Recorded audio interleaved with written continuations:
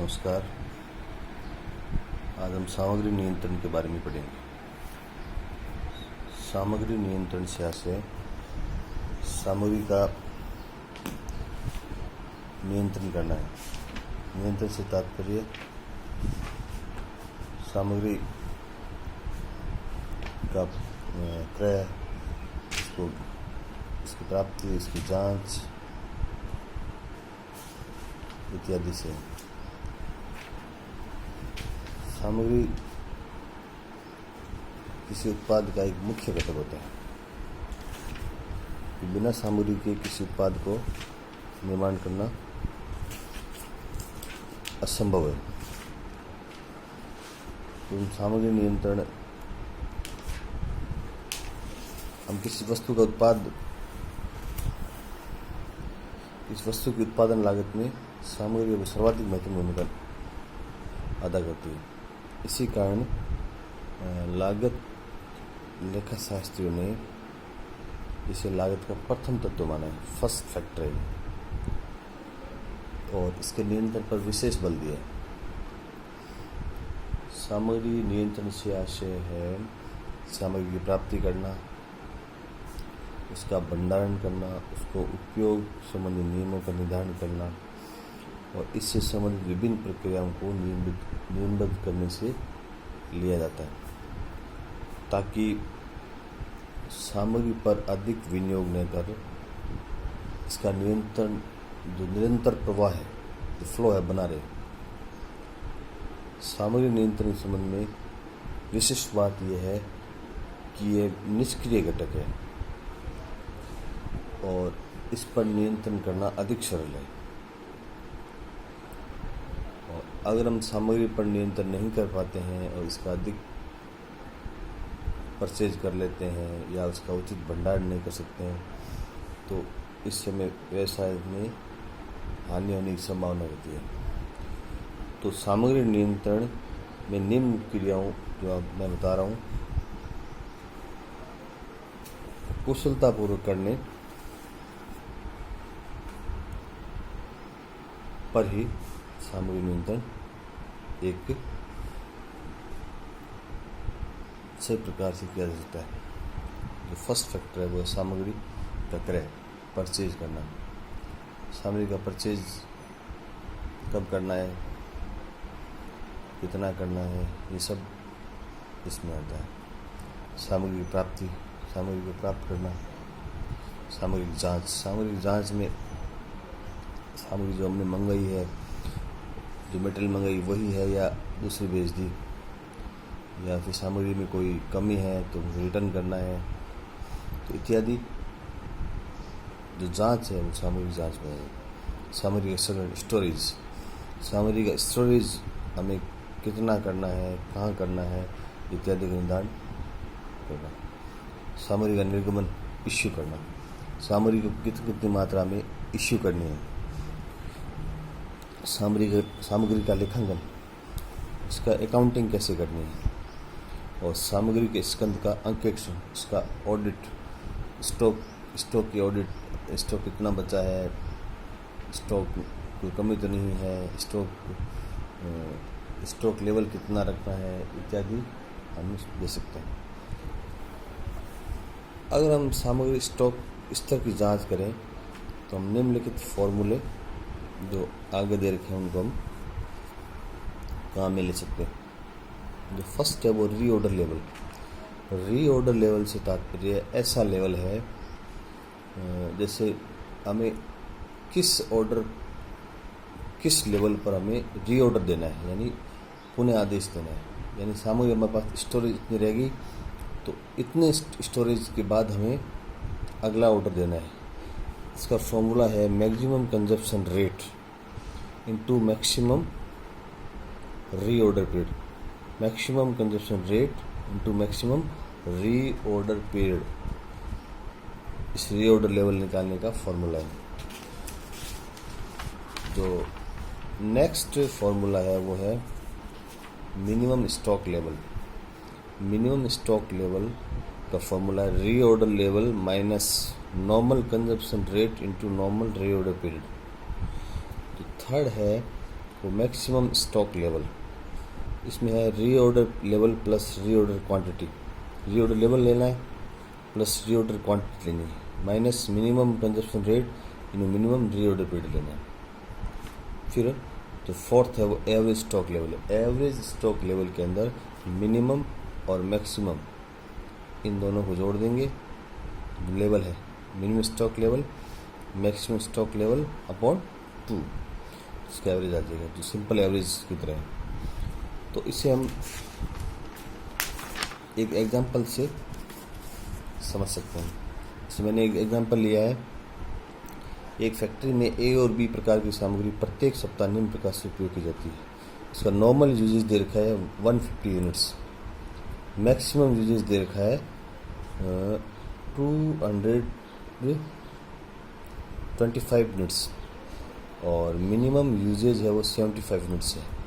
Reorder quantity है वो ए की तो है 1200 यूनिट्स और बी की है 1800 यूनिट्स, और रीऑर्डर पीरियड है वो ए का है 4 to 6 वीक्स और बी का है 2 to 4 वीक्स। तो हमें कैलकुलेट करना है, रीऑर्डर लेवल ज्ञात करना है, इसका मैक्सिमम स्टॉक लेवल लेना है, मिनिमम स्टॉक लेवल निकालना है और एवरेज स्टॉक निकालना है। तो मैं इसे आपको सॉल्व करके दिखाता हूँ। तो फर्स्ट हम लेते हैं रीऑर्डर लेवल। फर्स्ट में ले रहा हूँ रीऑर्डर लेवल। तो रीऑर्डर लेवल निकालने का फॉर्मूला है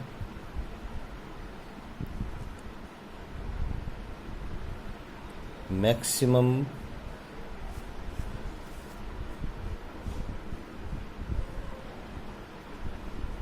कंजप्शन रेट इनटू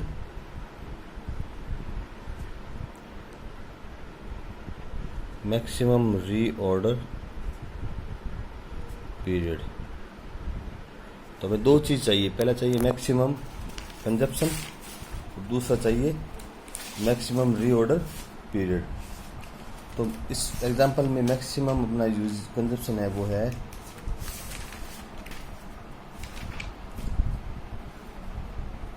कंपोनेंट ए और कंपोनेंट बी का अलग निकालना पड़ेगा, है ना। तो मैक्सिमम यूसेज आपको दे रखा है, इसमें यूजेज है वो 225 यूनिट्स दे रखा है, और मैक्सिमम रीऑर्डर पीरियड है। तो रीऑर्डर पीरियड हमारा इसमें ए का 4 to 6 है, तो 6 हमारा मैक्सिमम होगा और 4 होगा मिनिमम। तो इसे हम सॉल्व करेंगे।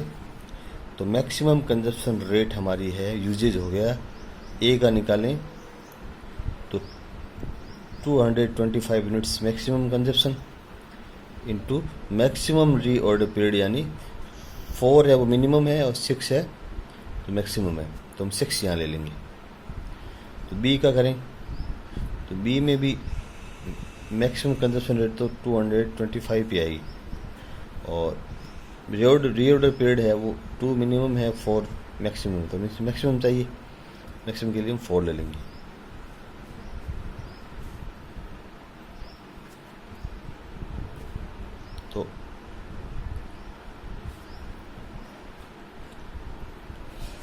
तो मैक्सिमम 4 ले लेंगे। तो इसका सॉल्व करने पर 225 इंटू 6 यानी 1350 यूनिट्स आ जाएगा, और इसको सॉल्व करेंगे तो 900 यूनिट्स। तो हमारा फर्स्ट जो है रीऑर्डर लेवल आ गया। सेकंड में निकालना है maximum stock level. Maximum stock level, maximum stock level में फॉर्मूला हमारा जो है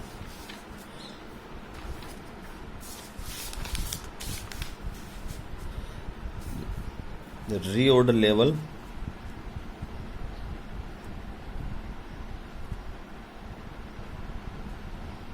plus reorder quantity.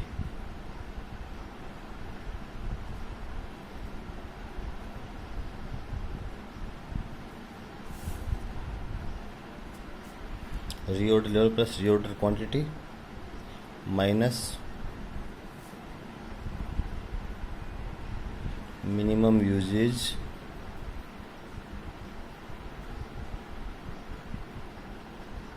Into minimum reorder period.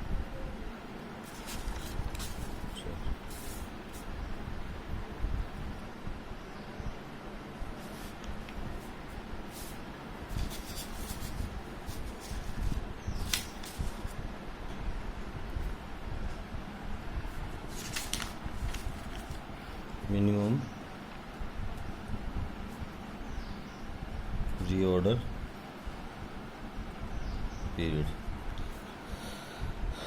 तो रीऑर्डर लेवल है हमने निकाल लिया, ए का तो 1350 यूनिट्स, बी का 900 यूनिट्स। तो मैं ए का पहले लेता हूँ, 1350 ले लिया मैंने यूनिट्स में, प्लस है रीऑर्डर क्वांटिटी। तो रीऑर्डर क्वांटिटी हमारी है, ए की तो 1200 दे रखी है, बी की 1800, तो इसको मैं कर देता हूँ 1200। तो 1350 आपका रीऑर्डर लेवल और रीऑर्डर क्वांटिटी अब हमारी 1200 आ जाएगी। माइनस करेंगे मिनिमम यूजेज, तो मिनिमम यूजेज हमारा है 75 units. 75 units minimum usage into minimum reorder period. तो रीऑर्डर पीरियड ए का है मिनिमम 4, बी का है 2, तो यहाँ 4 कर देंगे। बी का निकालें तो बी का जो रीऑर्डर लेवल है वो है 900 यूनिट्स प्लस रीऑर्डर क्वांटिटी। तो रीऑर्डर क्वांटिटी बी की है 1800, तो इसमें 1800 में ऐड कर देंगे। माइनस करेंगे मिनिमम यूजेज, तो मिनिमम यूजेज तो 75 ही है, इंटू मिनिमम रीऑर्डर पीरियड। तो मिनिमम रीऑर्डर पीरियड बी का है 2। तो इसको सॉल्व करेंगे 1350 प्लस 1200, तो ये हो जाएगा 2550। माइनस करेंगे 75 इंटू 4 यानी 300। इसको सॉल्व करने पर आ जाएगा हमारा 2250 यूनिट। ये हमारा मैक्सिमम स्टॉक लेवल आ जाएगा। अब नेक्स्ट हम बी का निकालें, तो बी के लिए 900 प्लस 1800 यानी दोनों मिलाने पर हमारा हो जाएगा 2700 माइनस ये 300 आ जाएगा।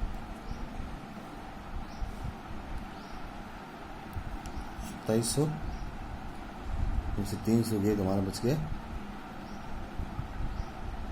सॉरी इसमें 2 है, 75 इंटू 2, तो 75 इंटू 2 यानी 150 आ जाएगा। तो 27 में से 150 लेस करेंगे तो अपना 2550 यूनिट्स है वो मैक्सिमम स्टॉक लेवल आ जाएगा। अब जो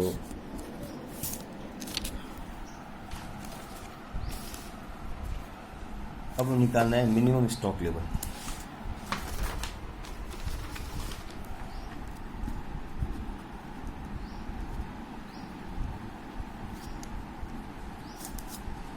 मिनिमम स्टॉक लेवल के लिए जो फॉर्मूला हमारा है वो है रीऑर्डर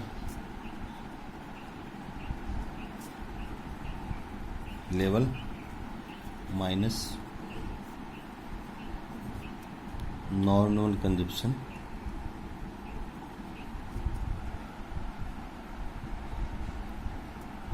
रेट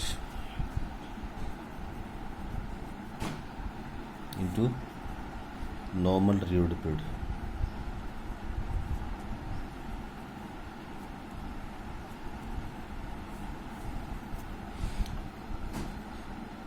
तो reorder level minus normal consumption rate into normal reorder period. तो पहले फर्स्ट ए का ले लें।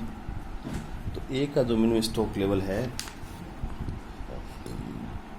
तो इसमें फर्स्ट हमने दिया रीऑर्डर लेवल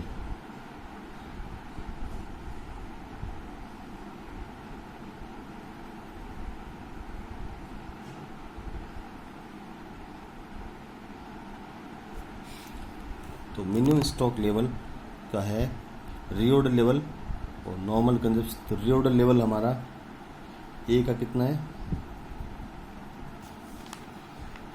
ए का हमने रीऑर्डर लेवल अभी निकाला था।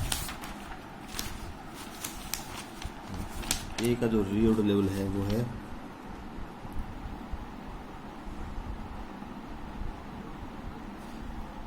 रीऑर्डर लेवल ए का है 1350 यूनिट्स। तो रीऑर्डर लेवल मैं ले लेता हूँ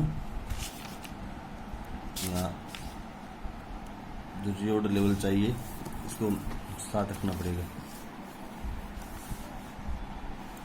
तो रीऑर्डर लेवल ए का हमारा है 1350 यूनिट्स।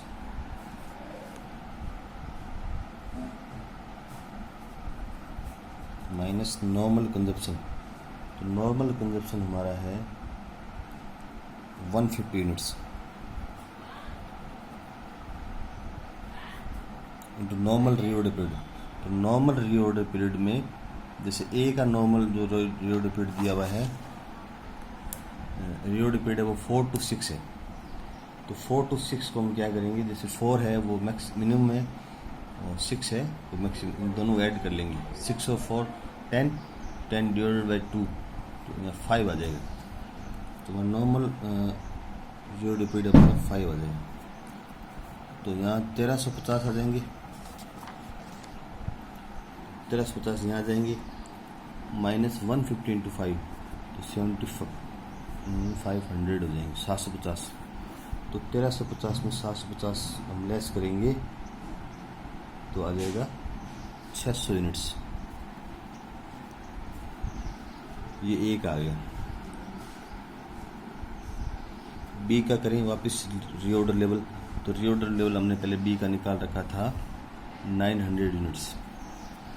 तो मैं 900 यूनिट्स ले लेता हूँ, माइनस वही फॉर्मूला नॉर्मल कंजप्शन। तो नॉर्मल कंजप्शन 150 यूनिट्स आ जाएगा। तो यहाँ भी नॉर्मल रीऑर्डर पीरियड देना है। तो नॉर्मल के लिए जैसे मिनिमम हमारा 2 है, मैक्सिमम 4 है, तो दोनों ऐड करेंगे 6 का हम एवरेज ले लेंगे 3, नॉर्मल 3 आ जाएगा। तो 900 माइनस ये इसको सॉल्व करें तो 900 माइनस इसको सॉल्व करें तो 150 इंटू 3 यानी 450। तो इनमें से 900 में से 10 करेंगे 450, तो ये हमारा आ जाएगा 450 यूनिट्स। तो हमारे तीनों रीऑर्डर लेवल आ गया, मैक्सिमम स्टॉक लेवल आ गया, मिनिमम स्टॉक लेवल आ गया। अब हमें लेना है एवरेज स्टॉक लेवल। जो फोर्थ है वो निकालना है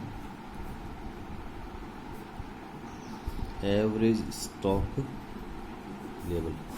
तो एवरेज स्टॉक लेवल के लिए तो फर्स्ट है यानी minimum stock level plus maximum stock level, इन दोनों को ऐड करेंगे और इसको 2 से डिवाइड कर देंगे।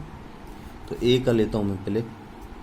तो ए का जो मिनिमम स्टॉक लेवल है वो हमारा पहले मिनिमम ले लिया मैंने 600 और बी का है 450। अब प्लस इसमें मैक्सिमम ऐड करना है। तो मैक्सिमम स्टॉक लेवल हमने पहले निकाला था। तो मैक्सिमम स्टॉक लेवल देखो उसमें दे रखा है, जो ए का निकाला वो है 2250। तो ए का मैं 2250 और बी का है 2550 डिवाइडेड बाई 2 और ये भी डिवाइडेड बाई 2 हो जाए। इसको सॉल्व कर लेते हैं, इनको ऐड करेंगे तो ये आ जाएगा 2850 डिवाइडेड बाई 2। इसको सॉल्व करने पर 1425 यूनिट हमारा एवरेज स्टॉक लेवल आ जाएगा ए का। बी का करें हम, बी में करेंगे इन दोनों को ऐड करने पर 2550 और 450 ये हो गए पूरे 3000। इसको 2 से डिवाइड करेंगे तो हमारे 1500 आ जाएगा। 1500 यूनिट्स हमारी आ जाएगी एवरेज स्टॉक लेवल की। हमने आज सीखी है वो है रीऑर्डर पीरियड निकालना, रीऑर्डर लेवल निकालना, मैक्सिमम स्टॉक लेवल निकालना, मिनिमम स्टॉक निकालना और एवरेज स्टॉक निकालना। Thank you.